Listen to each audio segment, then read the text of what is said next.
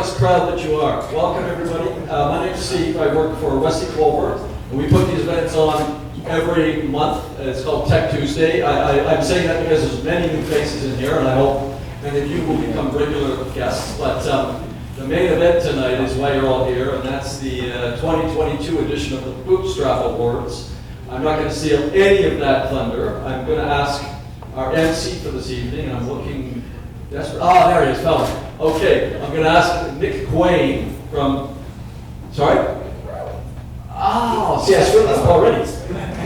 That's what a pandemic will do to you. I apologize. All right, Jamie Lynn and Stephen, please come on up and rescue me from this floating mountain.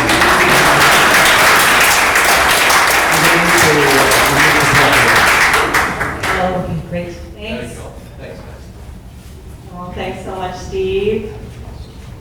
All right. So we're going to start off this evening. My name's Steve. I'm not Jamie Lynn. I'm also not Erin, who wasn't able to join us from the Ottawa Network. She got COVID and she's still trying to feel better. So we've got our fingers crossed that she's participating with us tonight. She wishes she was with us, and we miss her. So welcome to the 2022 Bootstrap Awards. I'm Steve Fry. I'm a federal government employee in defense, and I'm not going to tell you anymore. I'm going to have to kill every single one of you. And I'm a board member of the Ottawa Network. Hi, everyone. I'm Jamie Litzcraft. I'm a lawyer and trademark agent with Smart and Bigger, and we're just so honored to welcome you to tonight's award show.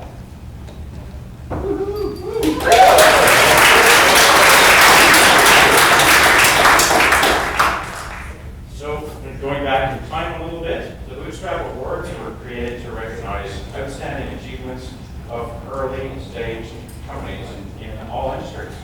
No niches, no whatever. Both for profit and non-profit, and across a range of distinct criteria-based categories that have bootstrapped their growth and with limited outside funding and adhered attained commercial success. Thank you so much to our community partners. Those are Invest Ottawa, the Ottawa Business Journal, Tech Tuesday, and Wesley Clover for supporting and hosting this event. We really couldn't do it without you. We'd also like to thank our award sponsors, Pure Cola, Health Sign, Patterson Accountants, Cintronic, Aragon Agency, and the Capital Angel Network, whose contributions help keep the Bootstrap Awards alive, and the Ottawa Network alive as well, and free to entrepreneurs in the Ottawa community year after year. The funding we get from our sponsors enables the Ottawa Network to continue to provide free events to give entrepreneurs a welcoming place to present their ideas, talk about their challenges, and get help from the community to grow, and maybe have some collisions and have some interesting discussions. We at the Ottawa Network are incredibly grateful to you for sponsoring entrepreneurs and startup businesses in our community. Thanks so very much.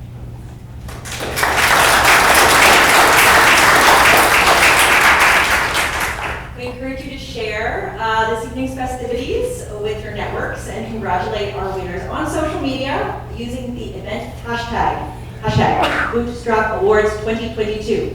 And follow us on Facebook and Twitter for more information on tonight's winners. So with that, now, Steve, I'm going to invite up Nick Quain from Invest Ottawa to open the evening with a few words.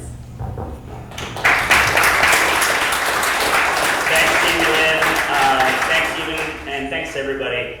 It is so fun to be here on behalf of Invest Ottawa in person for the Bootstrap Awards. Hands up, raise your hand if you're excited about in person. Actually, no, don't raise your hand because we can do that on Zoom. Let me hear you if you're excited to be here.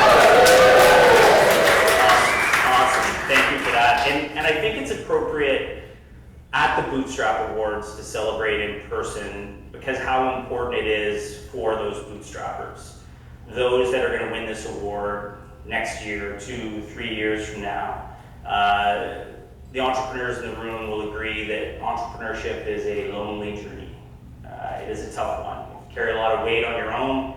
You have to develop skills or try to develop skills that really aren't your strength as you become a generalist. And that's really difficult when you're alone. And traditionally, we've all worked on events like this that have created the collisions that Stephen talked about, that created that support for founders and entrepreneurs to talk to others that are going through the same thing, have been through the same thing, are just willing to help or make a connection. And there's an immeasurable loss that we can't really calculate of lost serendipity over the last couple of years as all of us were forced to go virtual. And I think it's particularly difficult for those lonely early stage founders, right? They're working in their basements or their kitchens or garage or bathroom or whatever they had to. And for a lot of them, you know, they try and do their connections or they try and do their work through LinkedIn. And for an early stage entrepreneur, death scrolling through LinkedIn is kind of like an insecure teenager going through Instagram. It is a tough place to be. Everyone looks great, everyone's doing amazing things, and even when you're doing okay, it still feels like you're lacking because you're seeing all of these amazing things. And I can tell you, on being the front lines of working with early stage founders, those are exceptions, and they're not all doing as well sometimes as you think they are. Similar to how real Instagram is, LinkedIn isn't any more real in some respects. So amazing to have all of these connections back happening. I also just love this event because what it represents. When I founded my company, I tried to raise money naively and not very well, and it didn't make sense, which is probably why I wasn't able to in the first few years. It didn't raise any money for the first 5 years and was forced to bootstrap it. And it saved my company. If I had raised money early trying to do the things that I thought would make sense, I would have failed, plain and simple. But I was forced to go through a discipline of building the fundamentals of cost control, of profits, of what will people pay for, and what marketing actually works, and testing before going all in. And that creates a foundation. In reading and working with many of these entrepreneurs that are being awarded tonight and reading about some of the ones that I haven't, I can say that you can see that in the way that they've built their businesses. And knowing some of them, I can also say, and this is one of my favorite things about working with bootstrapping entrepreneurs, they have certain characteristics that make it a lot of fun to work with them. They're resourceful, they're resilient, they're stubborn, they're persistent, they're opportunistic, they're optimistic, and I say this in a good way. They often have a well-earned chip on their shoulder about being told they couldn't do what they're going to do, and they did, and now they're like, just watch what I do next. And it's a lot of fun, and it's a privilege to be able to work with entrepreneurs who are carrying themselves in that way. So on behalf of Invest Ottawa, really excited to be here, really honored to be part of it, and look forward to the Q&A session where we get to learn a little bit more about all of these amazing entrepreneurs. So thank you.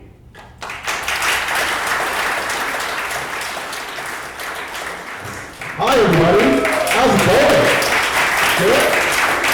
Great to see faces live and in person. Hey JP, how are you? Congratulations, didn't get a chance to say yet, but I think some other people will be congratulating me tonight, so you should be okay. So my name is Michael Lalonde. I work for a company called Pure Colo, not Cola, although the amount of times that I've heard that, let me tell you. And the funny story is that one of the first entrepreneurial endeavors that I ever did was actually a beverage company. So it could have very well been Pure Cola. But it was actually a maple sap beverage. And if you ever want to hear more about Treewell, you come by and I'll tell you all the terrible, terrible details. So I was invited to speak tonight, and I was actually an award winner here short 3 years ago, pre-pandemic. It was a different time for sure, and I learned a lot between now and then. But also when speaking to Aaron, and I'm sad she's not able to join us this evening, but talking about the genesis of where you come from, where you go, and what's possible. The era of possibility that we live in right now, it's unlimited, really, at the end of the day. And we were faced with an unprecedented challenge over the last 2 years, and we still managed to come out, and most of us relatively unscathed, right? So if you think about that, and then you kind of add that into the bucket of what's possible, it becomes very, very exciting. So I started Pure Colo about 5 or 6 years ago, and actually it was started a little bit before me by a couple of gentlemen. I don't think any of them are here tonight because I don't see them. But they had essentially started this idea of forming another data center, and what we do is we do co-location. So I like to make the joke that I'm kind of like a slumlord for computers. I essentially have a big box, a big room, and I put servers in it for clients and make sure that they're safe and secure and that they're always running and humming. My CEO, my co-founder, Rainer, relates that to being like burping babies. So you burp them, change their diapers, and as long as they're not crying too often, you're usually okay. And crying for us is obviously the blinking lights and screeching alert signs. Which is, I don't know if it's better or worse than a baby, if you think about it. But anyways, haven't faced that challenge yet. We'll see what happens in the future. So started this about 5 or 6 years ago, and really the idea was that there was a monopoly and there was an opportunity. There was a monopoly in the market, and there was an opportunity for us to fill a hole that wasn't being filled by obviously the monopoly runner. And I think that's kind of the push or the spirit of probably most of the bootstraps, if not all kind of entrepreneurs, is that you see something and you have this aha moment. You say, why isn't somebody doing this? Why isn't somebody doing this better? Why isn't somebody doing it this way? Why hasn't this been invented? There's this push, there's this passion that's inside of you. And if you capitalize on it and you really care about it, people will always hear that in your voice and it'll resonate with them.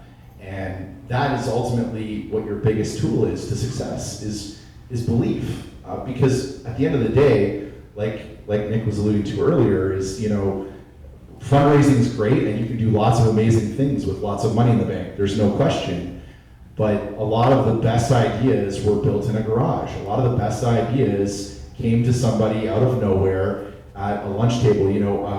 One of the past speakers here that built the company Canaxis was essentially just 3 guys that were in the Nortel Mitel families sitting having lunch and being like, why don't we do this? Like, why don't we fix this problem, right? And that's the genesis of all bootstraps. You don't need a lot of money. Sometimes you need some money, especially in my industry. In fact, we started with $300,000 in seed money, which is a piddling amount because the average co-location data center startup is typically 5 to 10 million. So we really had to fine tune those costs and understand, what we needed, what we didn't, how many things could Mike learn to do, which he probably shouldn't be doing. Has anybody ever experienced that before? All right, I've got one hand back. Only one person in this room likes to get their hand started. We appreciate you, sir. Oh, I see who it is. Hi, how's it going?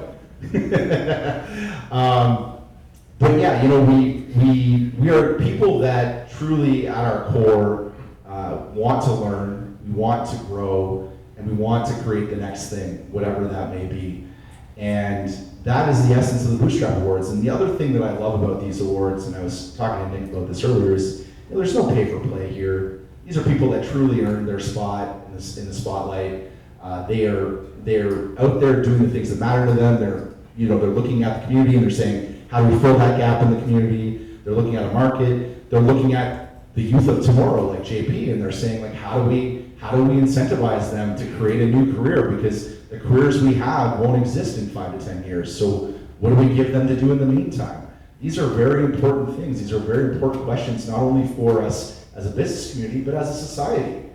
And if we don't meet them head on, and we don't start thinking about these things now, then we won't have the bright, green, beautiful future of tomorrow. So I salute and appreciate all that these entrepreneurs are doing for us. And they've clearly raised the bar year after year, in my opinion, all the ones that I've seen and all the things that they're doing. So with that, I think it's been about 5. Is that, what time are we looking at right now? Oh, I can go a little bit more? Okay, perfect, excellent.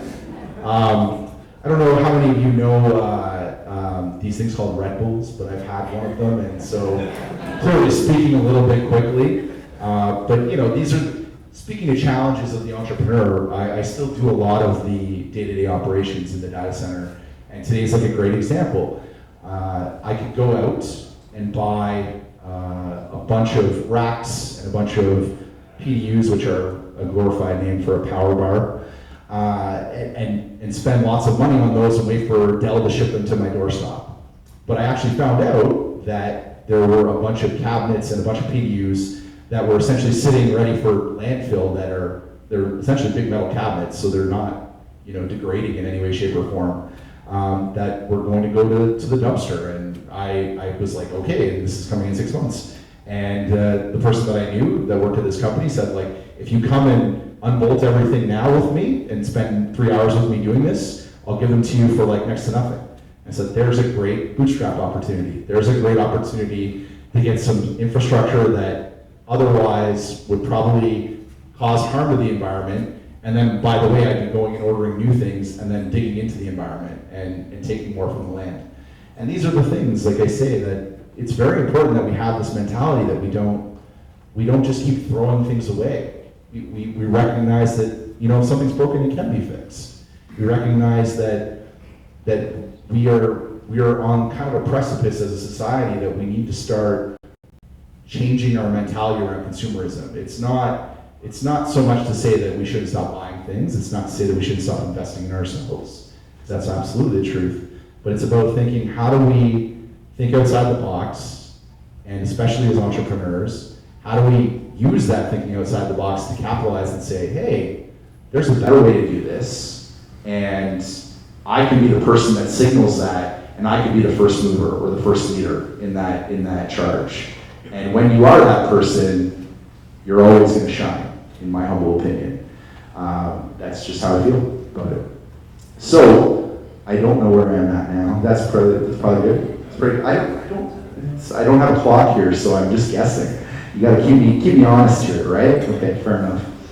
I will say as well, one of the other parts that I really enjoy was that there are two companies that I did see grow from their infancy to where they are now, and I grew up alongside them. And I don't see Riaz. Is he here? I didn't see him.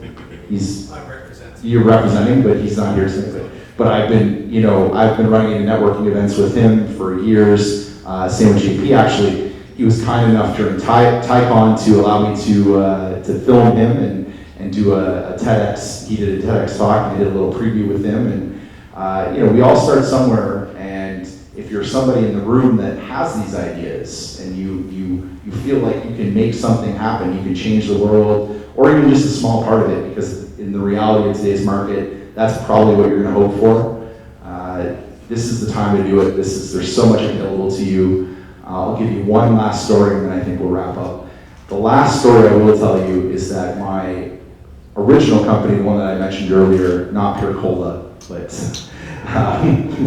Treewell was the name of it. It was a beverage company. We actually launched a Kickstarter. We raised over $25,000 through that Kickstarter to build this beverage company. And we built it from the ground up. We were in a garage. We were basically carbonating maple sap.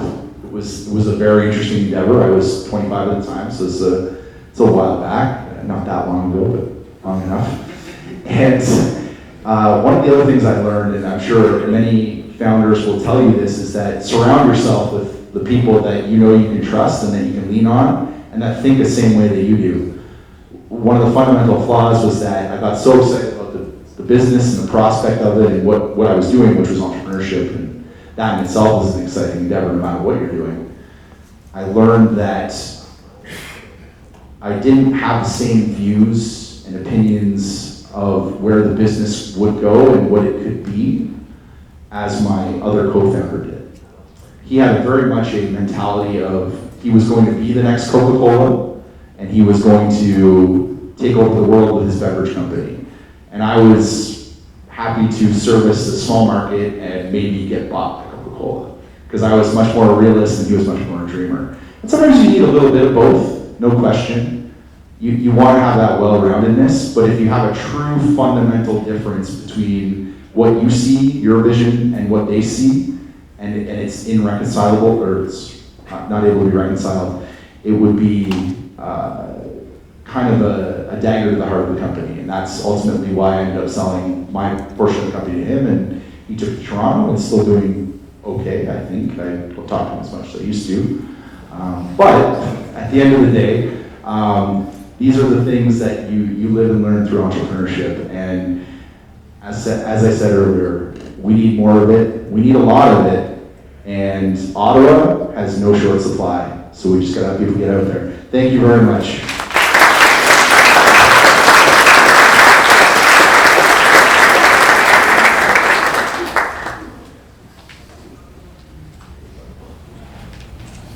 Okay, so you heard this part. Thank you. Michael. Now we're ready to begin with our awards portion. This year, you referred to, there's lots of ideas out there, and we had an incredible slate of applicants. And it was actually really difficult to decide on them because we were trying to do this from a spreadsheet of information that we really demonstrated. But we slogged through it and we came up with the terms. Yeah, and I think this speaks volumes about the Ottawa innovation community and its growth over the years.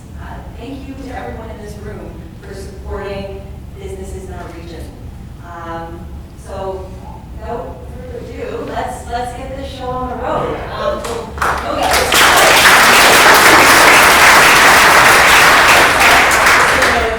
What we're going to do is Stephen and I are going to invite in turn each of our award sponsors up. They're going to say a little bit about their company and the award recipient, and they'll call the award recipient up. There'll be a presentation. There won't be any speeches at this point by the award winners. We'll be able to hear from them later on during the panel discussion. So we're going to start off with the Green Award, which goes to a company that demonstrates how their organization is striving to improve the environment or contribute to environmental health or awareness through a combination of environmental and economic commercial sustainability. So, Mike, I hope you haven't got too comfortable because Michael Long from Pure Colo present the Green Award. Is it listening? Probably not. Perfect. I love this. This is great. Okay. So, as she just pointed out, all the great things about that. As I mentioned earlier, my company very much about trying to find ways to recuperate, save equipment from going to landfill, obviously keep things from being mined out of the earth as well. So I wanted to sponsor this award, one, because, with Genesis, we've come from being a Bootstrap award winner, so we've got to give it back. Entrepreneurs, I encourage you, 3 years down the road, come sponsor an award, because this is a great endeavor. This year, we have Redesign, it's spelled R-E-4-M, Reform, but it looks like an A, so I'm always confused. Anyways, Design and Fabrication. They are an eco-manufacturer of furnishings, fixtures, and displays. They design and build custom products such as reception desks, signage, product displays, all from reclaimed and rescued, reused materials sourced from within the Ottawa area, which is fantastic because it's local. Partnering with local businesses like the Museum of Nature, Habitat for Humanity, Restore to alleviate, humanity, that's a division of Habitat for Humanity. I probably should have this before I did this properly. To alleviate them with materials that would typically go to landfill. Their recycling design firm has proudly diverted over 9,000 pounds of waste from our city landfill and is the only known recycling design firm in Ottawa, to our knowledge anyways. The Green Award goes to them, Reform Design and Fabrication, and CEO Heather Jeffrey is here accepting the award, is that correct? Where is she? Oh, really? I've met you before. Hi.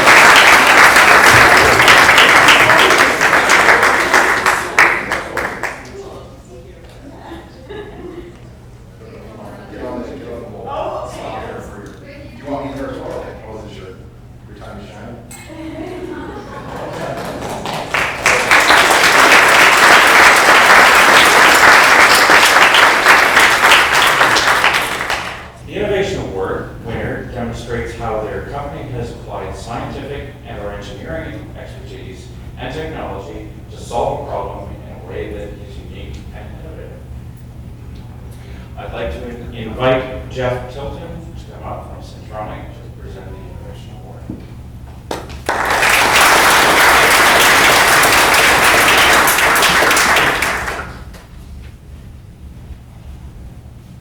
Thanks. On behalf of Centronic, welcome to the 2022 Bootstrap Awards. Centronic is a design services firm celebrating our 8th year in Ottawa, helping customers develop innovative products. With over 450 engineers in our team here in Ottawa, we're excited to help companies, both small and large, bring their hardware and software solutions to market. Today, we're honored to present the Bootstrap Award for Innovation to Great. Great minds are great. So remind that this morning. Co-founded by Wasami Ahmed and Tammy McIntosh, Great is an artificial intelligence company using computer vision technology to make meaningful action or make recommendations from images. To help brick and mortar retailers compete, Great developed GreatView, which uses existing store cameras to generate customer sales analytics and insights. I'd like to welcome Dr. Nilofar Pai and Gaston Barben to come to the stage to accept the award tonight on behalf of the company.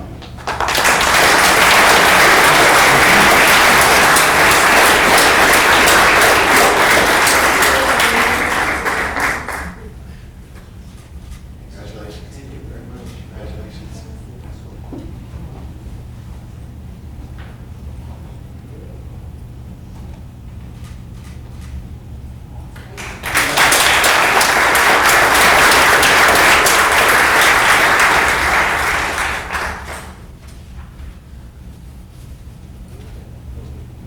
All right, next up we have the SAS Award. SAS stands for Software as a Service, but I'm pretty sure everyone in this room knows that. The SAS Award winner demonstrates how their company uses software as a service to provide a product that has customer uptake and enthusiasm, as shown in the number of customers and or growth. So I'm not going to invite anyone else up here right now because this is an award that my firm, Smart & Bigger, is sponsoring. And you know, just developing software requires an immense amount of commitment and time, labor and skill. The SaaS space is complex and fiercely competitive. We at Smart & Bigger recognize this hard work and appreciate the complexity involved. And we frequently work with SaaS companies of all sizes to protect, leverage, and enforce their intellectual property. For this reason, we're very proud to present the SAS Award, which this year goes to ProxID, and now I'll tell you a little bit about them. They're a SaaS company that helps merchants sell more by verifying eligibility for personalized offers. Leveraging integrations with thousands of identity providers globally, users instantly verify their eligibility as part of the purchase process with no personal information provided, ensuring privacy and reducing fraud while providing a frictionless experience that has shown to increase conversion rates and reducing shopping cart abandonment. ProxID is working with global brands to verify student, faculty, and military status, and has completed over 100,000 successful verifications in over 150 countries since launching the service in only August 2021. So with that, I'm very pleased to present the SAS Award to ProxID, Ryan Pete, Adam Janiskowitz, Julian Eckhart, and Ryan Pete is going to be accepting the award today.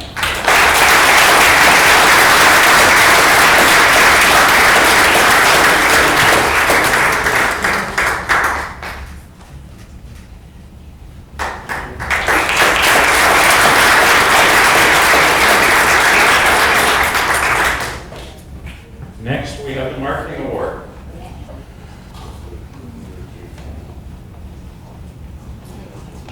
Who has demonstrated how they use innovative marketing strategies to attract media attention and stakeholder involvement while cost-effectively acquiring customers and clients.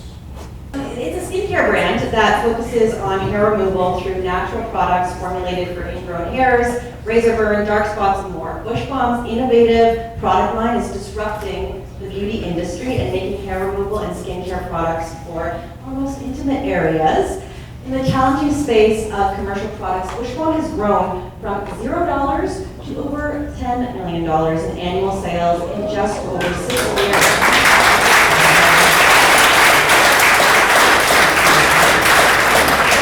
And that's without taking on additional investment. Founded in Ottawa and selling worldwide at Indigo, online, and in salons, Wishbone provides natural products for our most frustrating skin concerns. Congratulations again. All right. Okay, marketing award goes to Wishbone Skincare, David Gaylor, Rachel Kerr, and Timothy Gardner.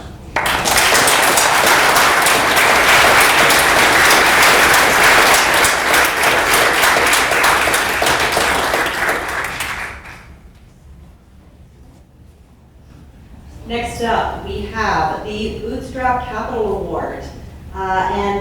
This is the award winner who demonstrates their ability to self-finance and bootstrap their enterprise with limited or no help from angel or venture capital investors, and to grow their business while remaining economically viable and profitable. At this time, I'm going to invite up Sarwar Qureshi from Patterson & Co. Accountants to present the Bootstrap Capital Award.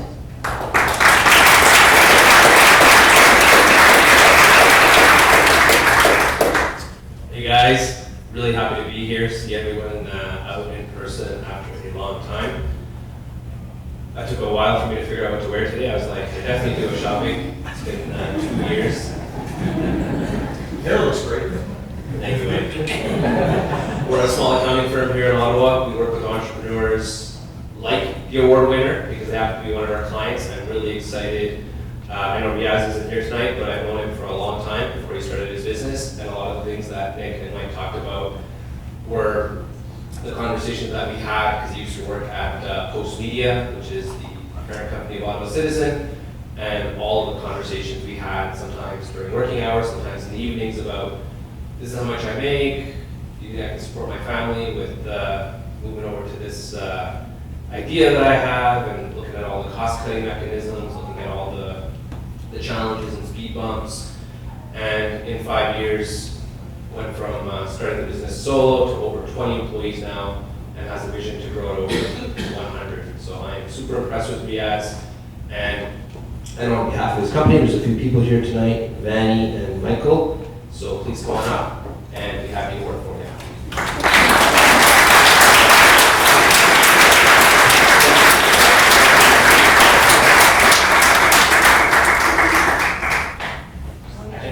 Back to my turn.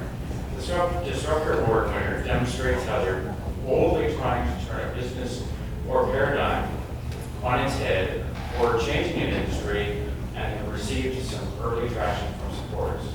This award celebrates those who have a big vision and are taking a risk to make their vision a reality. I'd like to invite Sanjay Guruswamy to tell us a bit about them and make a presentation. Thank you.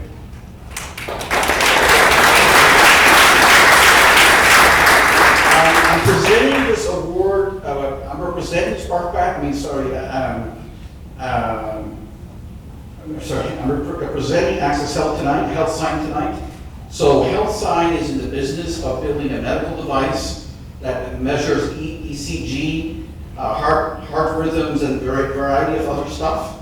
And we're pleased to give this award tonight to SparkPath.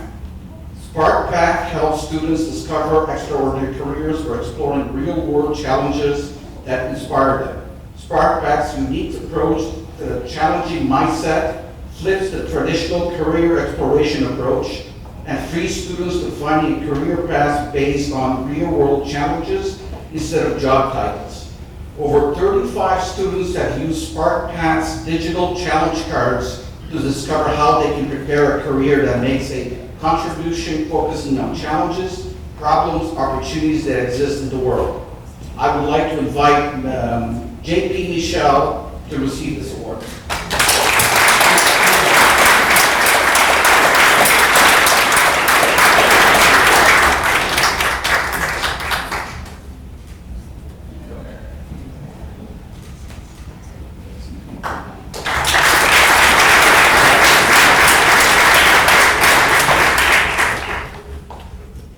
Next up, we have the Community Impact Award, which goes to a company whose efforts or organization has had an impact on the community in terms of social good by improving diversity or providing a service or product to an underserved community, raising awareness or a cause or initiative through a unique event, campaign, or fundraising program, and by using innovative and or entrepreneurial techniques.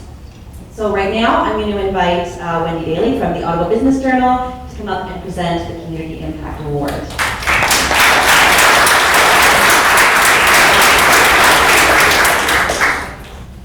This is a real honor for us to present this award because I think it's something where we're looking to people who are doing so much for the community, and I think this speaks to that type of thing.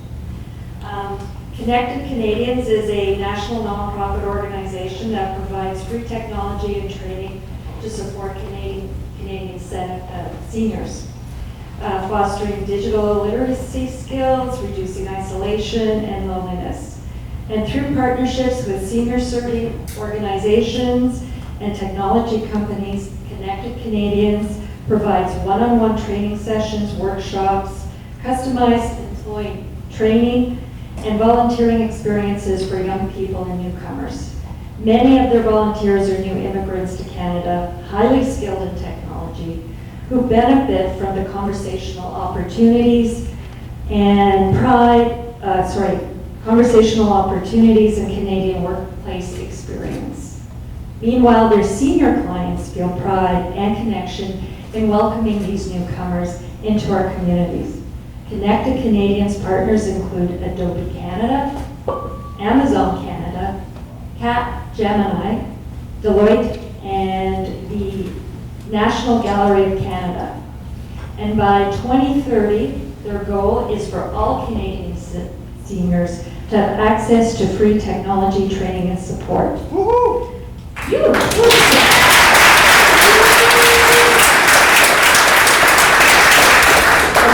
I have to say, just at Ottawa Business Journal, this is something that I think I really like because it wasn't too long ago, maybe 10 years ago, we actually had somebody working for us who started working for us at age 70. Yes, and they actually had to learn computer literacy, and they were very productive. So I'm really happy that we're able to present this award. So the Community Impact Award goes to Connected Canadians, Emily Jones-Joannis, and Tasneem Damon.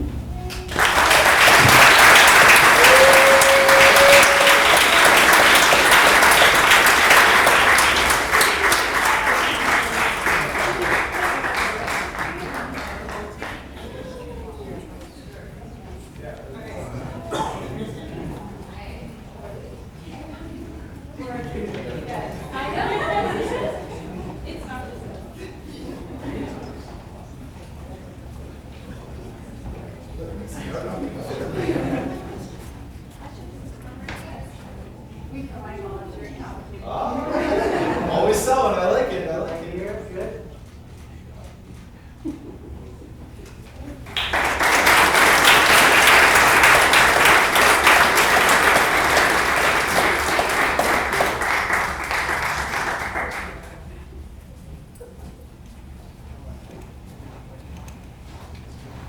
Thank you. That was a great throw.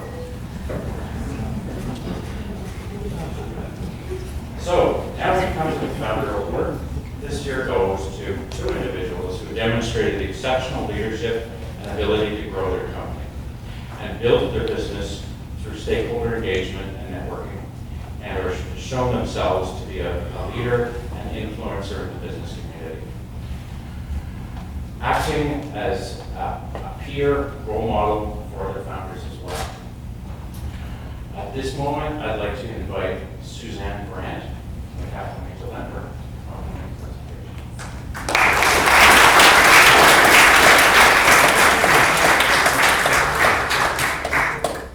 Aren't we in great company this evening? Those bootstrappers, eh?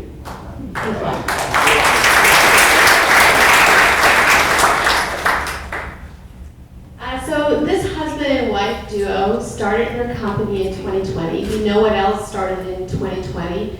Not only were those challenges, but they also decided that it was a good time to invite their newborn into the world. So all of my respect for all that was going on in that household.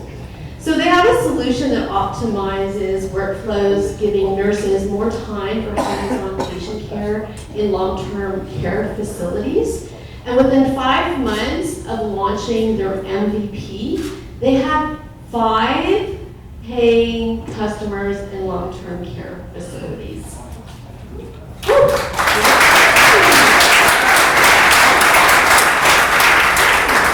Founder of the Year award goes to Varsha Shagai and Graham Fraser, Invoke Health.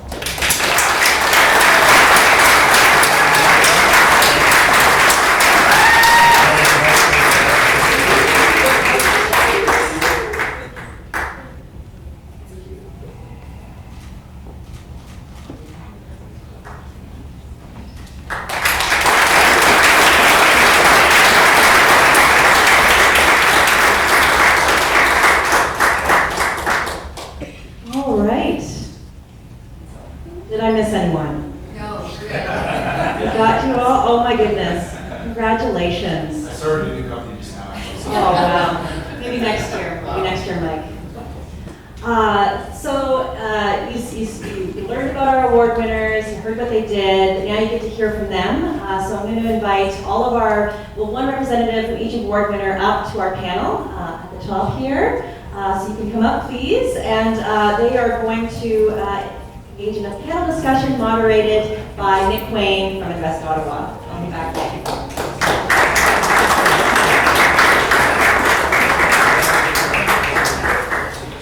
Okay, so we're gonna start with you, Heather. I know that Mike attempted to rebrand your company tonight, but I think Reform is I would stick with it, I think, but it's a backup in case you have to pivot in some strange direction.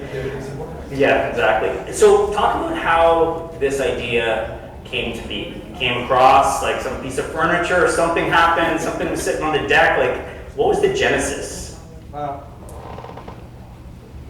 Far off, Nick. So I was a graphic designer at a retail store in Ottawa, and I was in charge of coming up with their merchandising, new displays, and so on. So often I had to remove the old displays from that boutique, and it was just really discouraging because the displays were fine, they were not scratched, it's just because they were last season's displays.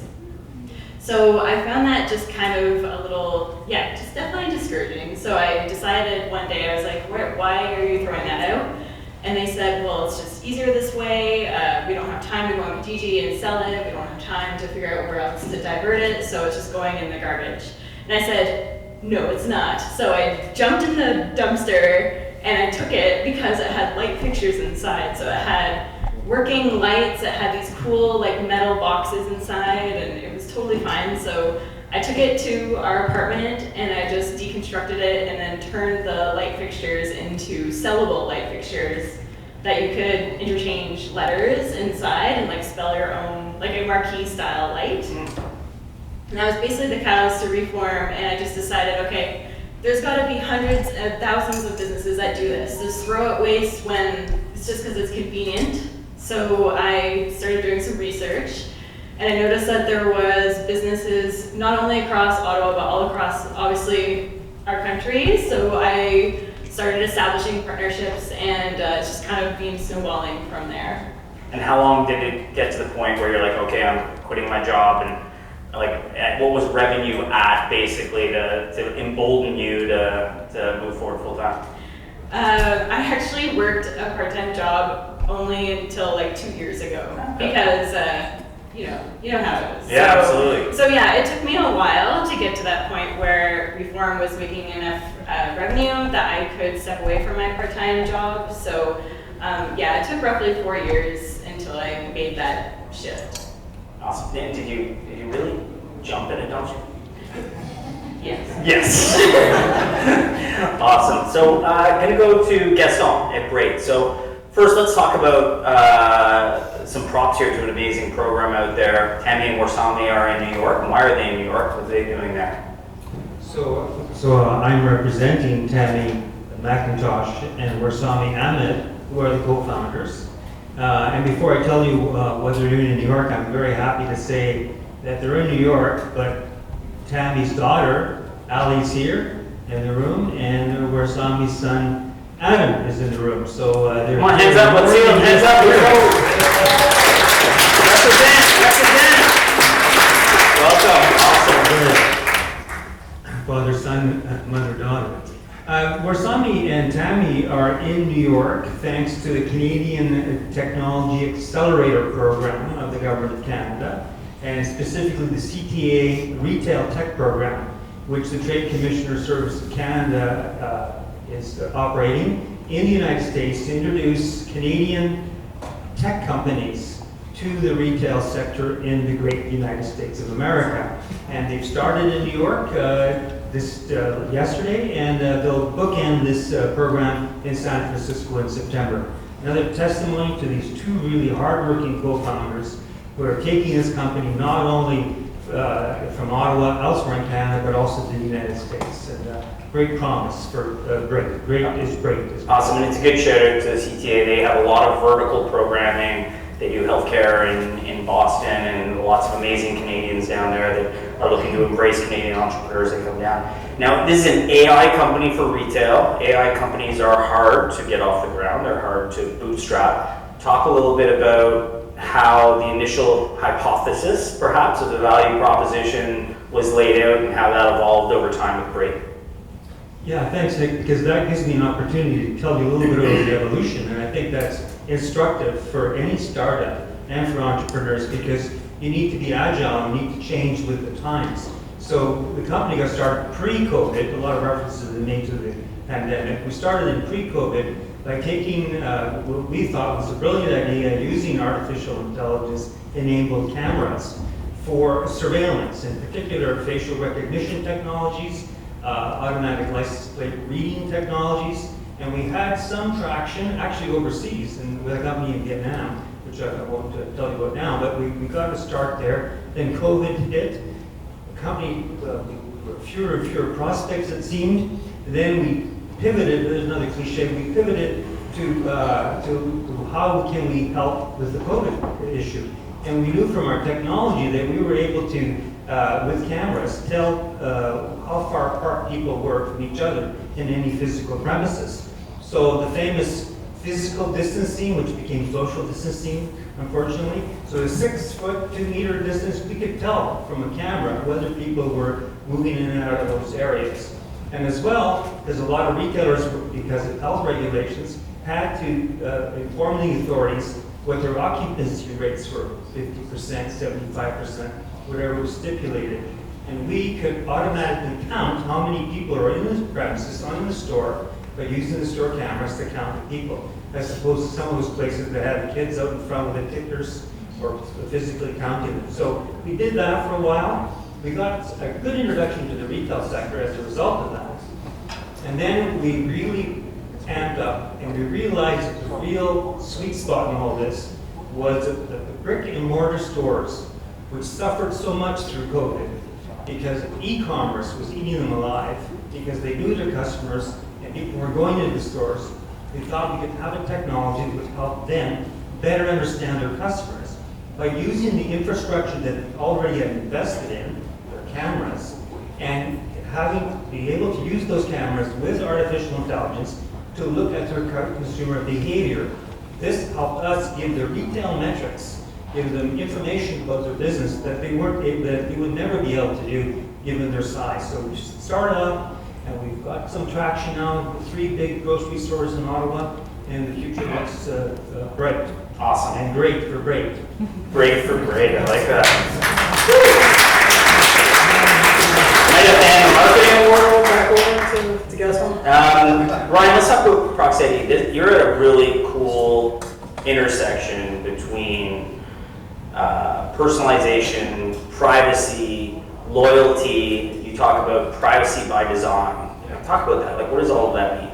Sure, yeah. So I think that For us, we all felt very, very strongly about where your data was going on the internet, how organizations were using that data, and as more and more companies were shifting from selling brick and mortar scenarios to shifting online, there was a real concern for us personally around how that data is being used from a marketing perspective, where that data is going to go in the case of a leak or something like that. So my co-founders and I really embrace the privacy by design principle, which is really everything that we do around our product and our company is going to have a privacy lens applied to it, which is very different from other people in the e-commerce space, I would say, who really see that data as, and maybe rightfully so, Valuable. Now. They see it as valuable. Yeah. But I think there's a macro kind of trend that's happening, and if you look at any kind of privacy legislation that's coming out all over the world, GDPR is a great example, that there's so many countries that are adopting these types of things, or the death of like the third-party cookie, right? That there's a real trend here that's shifting away. And the challenge for us then was, okay, how do you do personalization while respecting the privacy of that user when you're really trying to help companies sell more, right? And there are competitors in our space, but all of them tend to ask for pretty detailed personal information that actually gets sold and shared. Things like social security numbers and dates of birth and full names and stuff. Now, we've developed a way to verify that user is who they say they are without actually collecting any of that information with our technology, and we don't want to know it. But at the same time, the company, I should say, that we're working with still gets to know that that person is who they say they are. Again, to your point, it sounds like they wouldn't want that, right? That data is really, really important. But the risk around that data is also incredibly important. It's becoming more and more of a challenge for people. So for us, what we did was we went out and we worked with these different research networks and different schools, and we allowed people to verify using a credential, essentially, where we don't know anything about you. And we actually made a policy decision in our company to delete data on a weekly basis. We don't want it. And again, how you say that in a sales pitch to a business that's trying to sell more to people and personalize offers. But we still do the personalization, but it actually turns out that by not asking for all of this information at the point of sale during that checkout process, where they have to leave essentially the checkout process, that you actually increase conversion rates and you decrease shopping cart abandonment. So companies that have embraced the privacy side of things actually end up doing better on their e-commerce. Better user experience. It's a much better, it's a much cleaner user experience. What was like sort of the first customer or two that you got that you were able to sort of get you that initial traction? Yeah, so we were very lucky when we started building the product, because we had a launch. We had a customer tell us, basically say, if you build it, we will come. and they helped us validate that product as we were building it. So anyone building a product knows they have to get constant feedback back from it, and it will evolve. And then we were really lucky in the sense that they then said, well, actually, we use this e-commerce platform for all of our e-commerce. We need it to be seamless with that. So they went to that e-commerce platform provider and they said, you got to work with Proxy. We want to use Proxy. And we ended up actually working with them as a reseller so that they would introduce it to some of their other customers and sell our service as part of their platform. So I mean, that's a huge part of it. I think customer validation is super, super important as part of that process. Awesome. I wish more entrepreneurs waited until they heard build it and I will buy it right before they built it and hope they would buy it. By the way, we might have a couple minutes for questions. So if there's that burning question for one of the founders, you might get that opportunity. So just to let you know in advance, David, marketing award. So I don't know how you did it. Marketing guy somehow got the organizers here to put your slide up 5 times. They said push bomb 8 times. You had someone from the audience screaming, tell us about push bomb. Are you some kind of marketing Jedi or something like that? I don't know how you did that. Okay, let's talk about the name.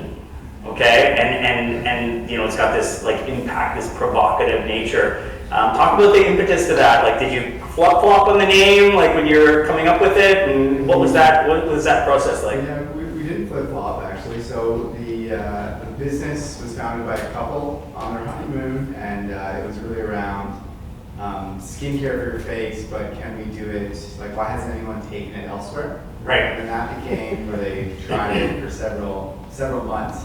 And then my background is in marketing, so they asked me. And I worked with one of the founders, Tim, at Shopify for quite a few years. And we were at a workout site.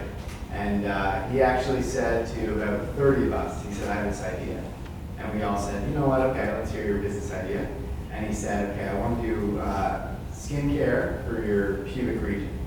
And everyone said, that's the worst idea. And I said, you don't know what I'm in. That sounds like a good idea. He actually said, okay, I already have the name. I think Bush Bomb is a great name.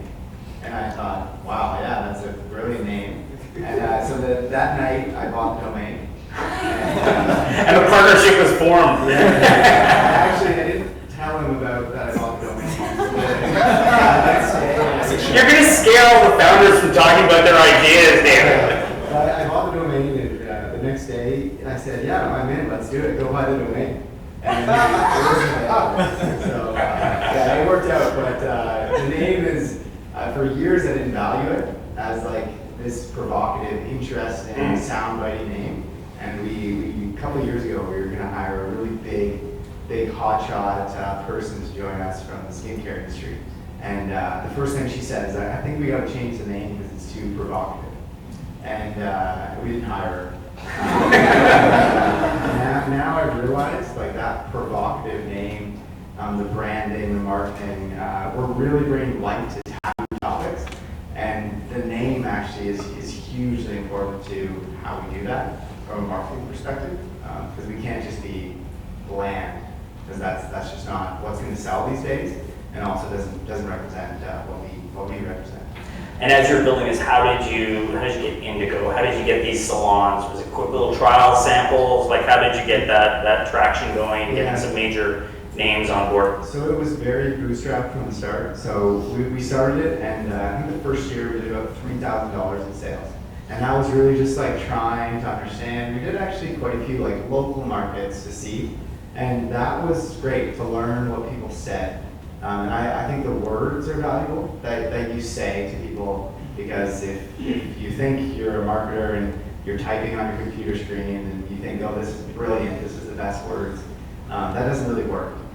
When you talk to someone and you say pubic oil, they think that's terrible. When you talk to someone and you say bikini line skincare, they think, oh, I get that. I understand why you need that. So the first, say, 3 years, I would say, we're finding the words. And then year 4, we really found traction with all kinds of digital marketing. Up until year kind of 3.5, 4, we were working full-time jobs. So for us, it was all anything we can do digital to scale the business. So if we can get this thing bigger and bigger and bigger, and as you get brand awareness, all of our partnerships now that we work with on retail, it's probably one of our biggest weaknesses, they've all come to us. So it's all been grow the brand, more people know about us, and then retailers will come.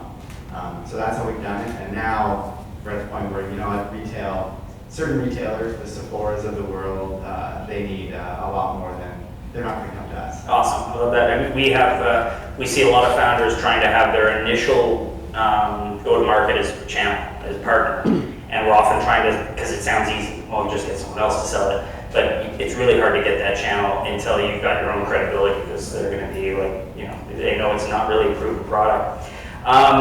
Thanks, David, that was awesome. Michael, CD.io.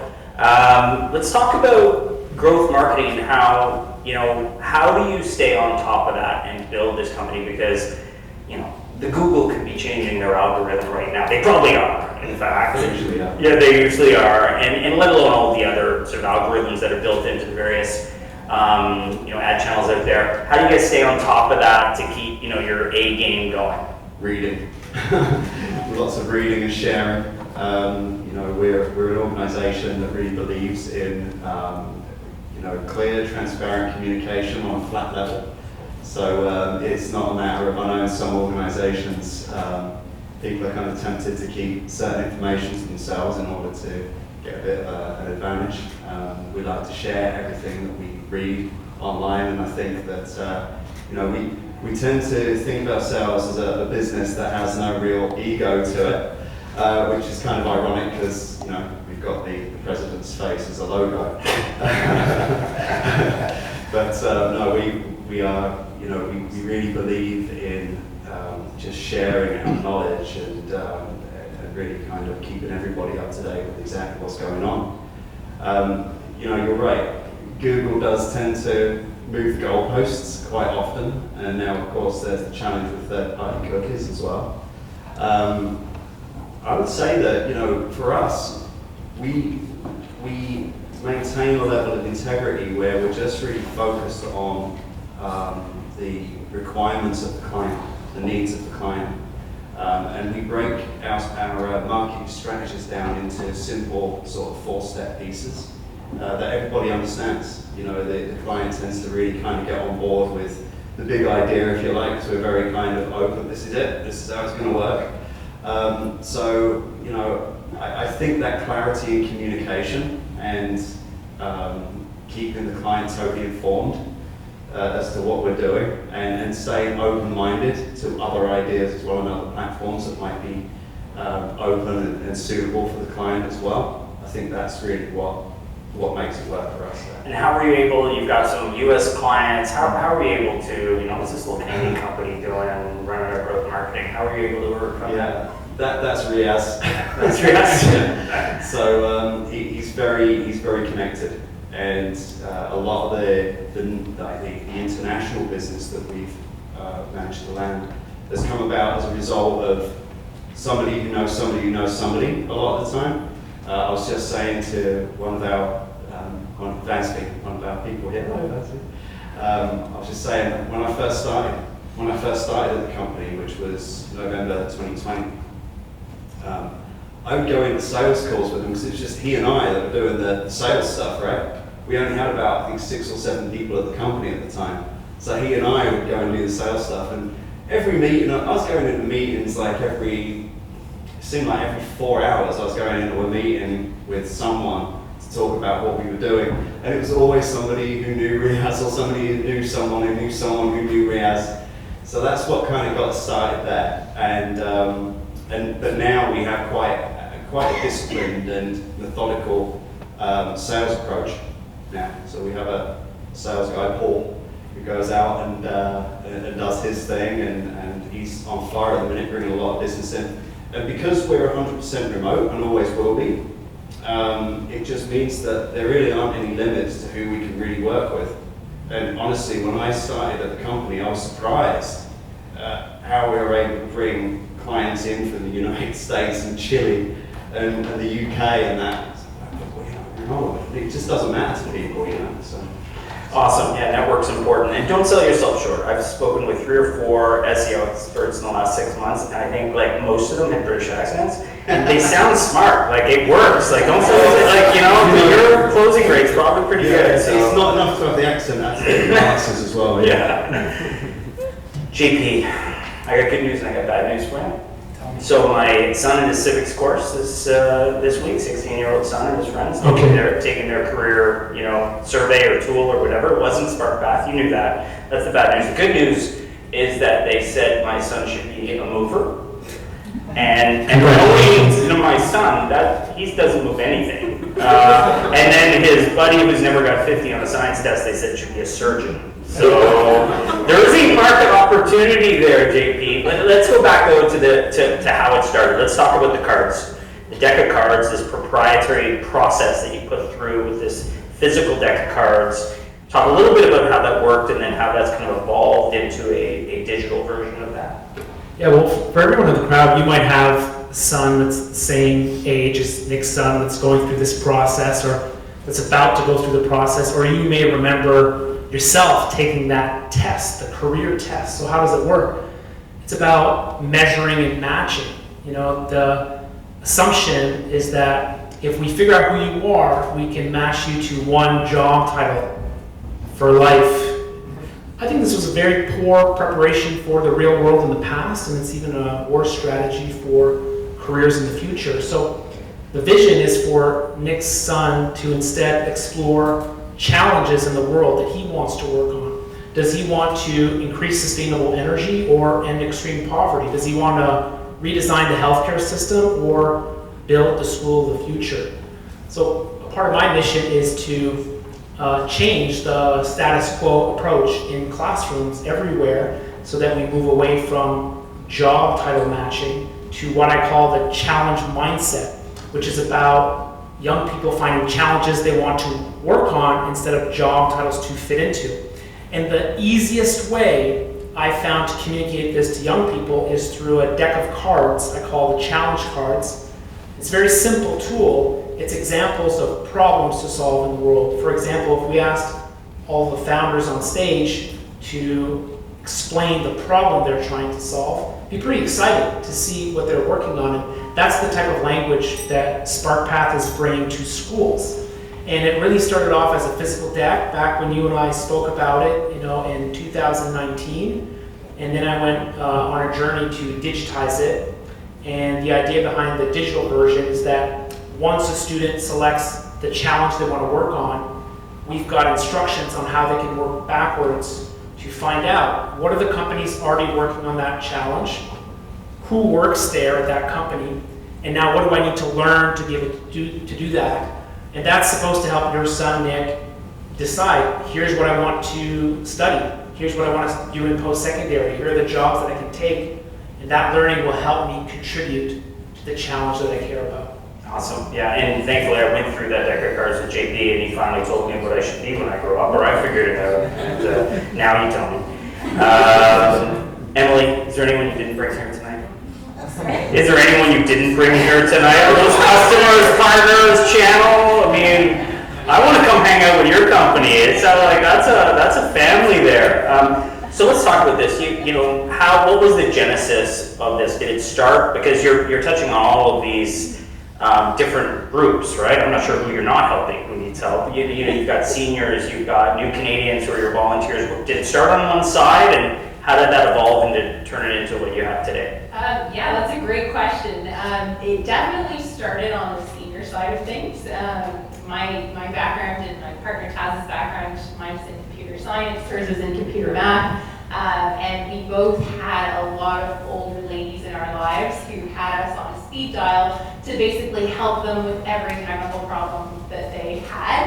And when I met Taz at a previous software company that we both worked at, we decided, hey, why is there not an organization out there helping more people more scalably than just us and these older ladies that keep calling us all the time, which we love helping them, but there's so much more needed and so many more people that have the skills that we do. So how do we tap into this? So that's really how it started. But I also, Taz is a first generation immigrant to Canada, and I also spent some time living abroad in Milan for a few years, where I worked at an NGO run by Italian seniors.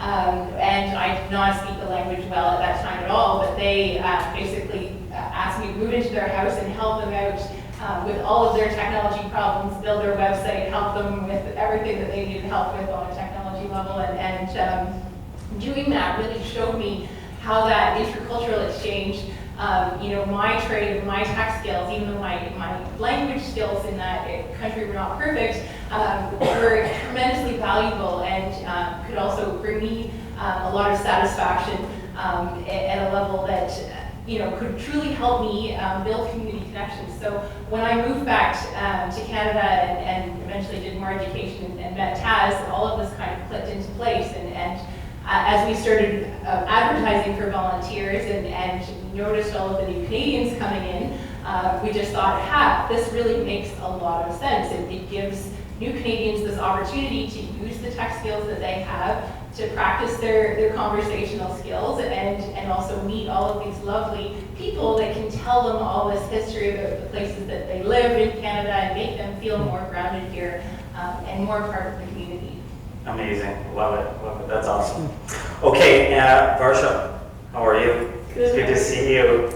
For those that don't know, Varsha's baby was the first baby to participate in our ignition program, taking some of our remote programs. It was a good addition. It was awesome.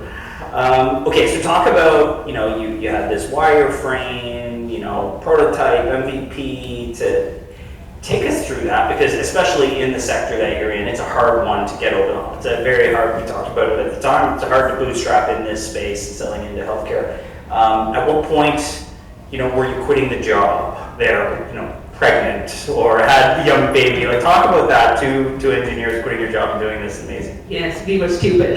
I have to tell, we had a second baby that Nick mentioned. She's just 7 weeks old, and we think we're the most stupid people on this planet to do this at such a crisis time. Both my co-founder and I, who's my husband as well, we both are engineers, biomedical engineers, and we both are working in Vancouver, and we were so done working as an employee. We wanted to do our own thing, and we wanted to start a family, because just doing a business is not enough. We wanted to make it even more challenging, so let's just add babies to it. And so we were living in Vancouver, and Vancouver is not a place to bootstrap your company and to raise a child at the same time. So we both quit our jobs, moved to Ottawa, and started talking to all these people on how we can help improve healthcare. And we were talking to a CEO of a long-term care home, one of the long-term care homes here in Ottawa, and he was just saying how staffing is a big problem. But they didn't know how their staff were spending their time. There was no studies on that. So when we asked, why are they spending their time? And so out of a lot of discussion, they're like, okay, they're spending a lot of time. There's a lot of phone calls that happen from families wanting to know how their loved ones are doing. And we were like, well, why is that a thing? Because there's a portal in hospitals or in your doctor's office where you can get all that information. Why is it not in long-term care where it's actually needed? Where family members are the one who makes decisions for these people in long-term care homes. And this was right 2 months before the pandemic hit. And we were all excited to go into this long-term care home in March. The pandemic hit, we couldn't go, we didn't know what to do at all. We didn't know how to start, we didn't know whom to talk. And in April, the media started talking about these angry family members not knowing what was going on into the lives of their loved ones in long-term care homes. So we were like, okay, if we can't get frontline nurses to talk to us, let's talk to these family members. So I started reaching out to these families through media, through LinkedIn, through just cold emailing them. And a few of them were nice enough to respond back. And we said, okay, why are you calling these homes? What kind of information do you want to know about your loved ones? And then they started talking, and we developed a prototype based on their input. And we also found a retired nurse who was working in a long-term care to look at our prototype, and families loved it. They're like, oh my God, I'm getting all this information, that is great. And the nurse saw it and she was like, no way I'm sharing this information to families. They are going to make our lives miserable, file complaints to the government on how awful care we provide. And so we were like, oh my God, what do we do? Like, the long-term care homes are our paying customers. And so I different back and forth, trying to find nurses to talk to us during the pandemic, because they were like, I don't care, you're a biomedical engineer, you're trying to improve my lives. They would tend to say, you're an engineer, you haven't spent a day as a nurse in a long-term care, and here you are telling us what's going to make our lives easier. And so based on the input really from the families, we built this prototype within 5 months because we wanted to be ready for the second wave of COVID pandemic. And we were ready in January of 2021. And what you think is an MVP in healthcare is actually a fully finished product in other industries. And so we it was really the family members who were saying, we really need this is what we want, can you please persevere till the COVID is done, and we know your product is going to be a success, just wait. So that's how we developed this product into 5 months, and thankfully we got customers in the US who provided us further feedback on what would really save them time, save their nursing team time, and how they can use that time to provide more care, which is so needed in the long-term care sector. Awesome, and I love that story about how you're talking to both sides, not only the customer, but the user, and too many companies go and just build full bore without understanding that someone's not going to use this on the other end. We're a little bit long on time, so I tricked you. You're not going to ask your question in front of everybody, but I do encourage you, they're here, come up and see them. You can ask your question directly, and I will say this too. One of the things with founders, a lot of these folks have done an amazing job, but they're still early. If you've heard someone tonight that you can help or make a connection or assist in some way, or if they just, give them a hug, please do. So thank you very much, and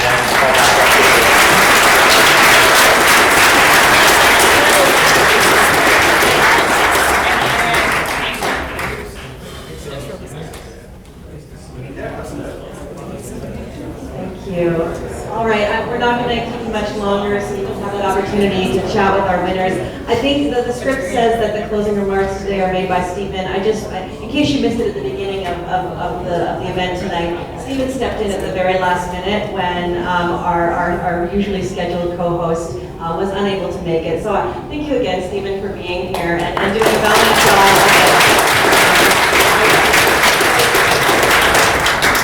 Thanks very much. Appreciate all of this. The efforts of the innovators and the awards are really great tonight to see some inspired people and inspired ideas. Even if you have to dive into the dumpster to get what you're going to start with. Really pleased that all of you came out and made this such a wonderful event this evening. I just throw in something from the Ottawa Network. We do have a ton of demos night coming up in about 3 weeks. Please take a look at our website. There's the next generation of up-and-comers that may be sitting up here in the coming years, we hope. We'll look for you to join us. See the information on our website.